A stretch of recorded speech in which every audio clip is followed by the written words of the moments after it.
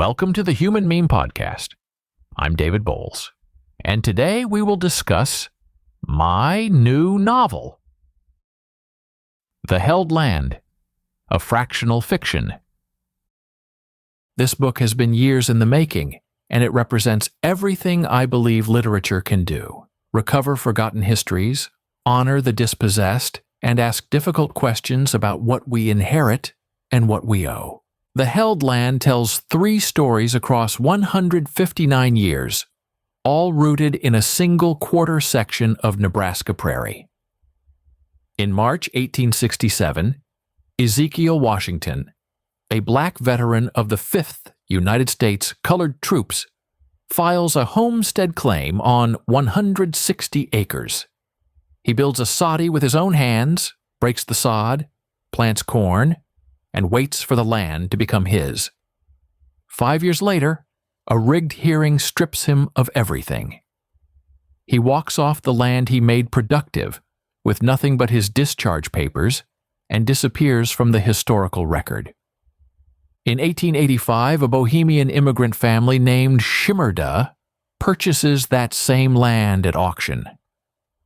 They never learn who built the house they now call home, who dug the well they drink from, who planted the windbreak that shelters them from the prairie wind. The daughter Anna finds a scrap of oilcloth in the soddie wall and keeps it for nearly 50 years without knowing its significance. In 1993, Marcus Cole arrives at the prison built on that same ground. Over 15 years of incarceration, he discovers the story of the man who first claimed the land, and he comes to understand that the ground beneath his feet holds more history than anyone has acknowledged. These 3 narratives weave together into a meditation on land, memory, and justice. The novel asks, what do we inherit? What do we owe? And what does the ground remember when we forget? The Held Land is part of my Fractional fiction series, which synthesizes classic literature with contemporary research to tell new stories about enduring questions. The Fractional fiction methodology transforms public domain literary works through synthesis with contemporary scholarship. Each novel in the series takes a classic text and asks, what stories were left untold? Whose voices were excluded? What would happen if we centered those margins? Previous titles in the series include The Dying Grove, The Inheritance, and The Kinship of Strangers. Each book stands alone while contributing to a larger project of literary recovery and reimagination. This novel draws on Willa Cather's My Antonia, one of the great American novels of immigrant life on the prairie, and places it in conversation with the documented history of black land loss in America.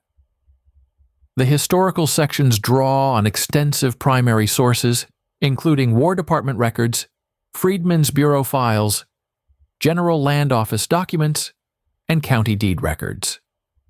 The novel's appendix includes a detailed bibliography and note on sources for readers who wish to explore further. Between 1910 and 1997, Black Americans lost approximately 12 million acres of farmland. This dispossession did not happen through natural market forces. It happened through fraud, intimidation, discriminatory lending, partition sales, and legal mechanisms designed to strip black families of the wealth they had built. The Freedmen's Bureau promised 40 acres to formerly enslaved people. What followed instead was a century of systematic theft. The statistics on black land loss come from peer-reviewed scholarship, including work by the Emergency Land Fund, the Federation of Southern Cooperatives, and academic researchers at institutions across the country. The pattern of dispossession I describe is documented, quantified, and ongoing. Ezekiel Washington is a fictional character, but his story is grounded in real history. Black veterans of the Civil War did file homestead claims. They did build farms on the Great Plains, and they were dispossessed through exactly the mechanisms I describe in the novel: fraudulent contests, perjured testimony, and hearings conducted by officials who had already decided the outcome. The novel is set in Hamilton County, Nebraska, a real place on the Great Plains. The specific quarter section and the Shimerda Ground Correctional Facility are fictional, but the landscape, the climate, and the history of the region are rendered as accurately as possible. Nebraska was admitted to the Union in 1867, the same year Ezekiel Washington files his claim. The state's early history includes both the promise of the Homestead Act and the systematic exclusion of black settlers from its benefits. This tension runs through the novel. The title refers to multiple kinds of holding. The land is held legally through deeds and titles. It is held physically through labor and cultivation. It is held in memory through stories passed down across generations, and it holds in return everything that has happened upon it. The title also carries a note of ambiguity. Who holds the land? Is it the person whose name appears on the deed, or the person who worked it, or the person who remembers its history? The novel suggests that ownership is more complicated than any legal document can capture. I wrote this book because these stories deserve to be told. The land holds everything, including the names we have forgotten and the injustices we have failed to repair. Literature cannot undo history, but it can bear witness. It can refuse to let the pattern continue without acknowledgement.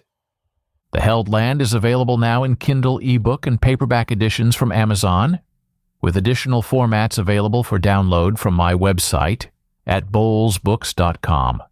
The land holds everything, including what we choose to put back. Thank you for reading. Thank you for listening. And thank you for remembering. For the Human Meme Podcast, I'm David Bowles, wishing you a good evening and a brighter tomorrow. Be a human meme.